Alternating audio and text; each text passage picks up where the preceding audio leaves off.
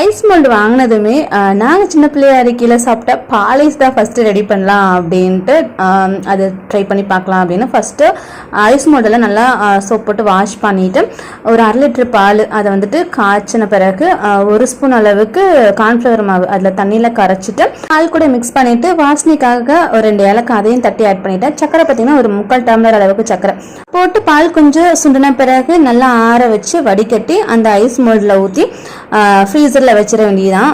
அது கொஞ்சம் ஹையாக இருக்கிற மாதிரி பார்த்துக்கணும் ஃப்ரீசரு.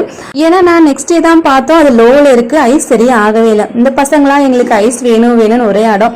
சரி அப்படியே எடுத்து தண்ணியில் கொஞ்சம் நேரம் வச்சுட்டு எடுத்து பார்த்தா அது செட்டே ஆகலை. சரி இருந்தாலும் நம்ம பாலைஸ் வாங்கி டம்ளரில் கரைச்சி சாப்பிடுவோம்ல, அந்த மாதிரி இருந்தது டேஸ்ட்டு. பசங்களுக்கு எடுத்து கொடுத்துட்டு எகைன் மறுபடியும் ஃப்ரீசரில் வச்சுட்டு நெக்ஸ்ட் டே ஓப்பன் பண்ணி பார்த்தா சூப்பராக வந்திருந்தது. இது பிடிச்சிட்டா நீங்களும் ட்ரை பண்ணி பாருங்கள். நம்ம டம்ளரில் கூட இதை மேக் பண்ணலாம்.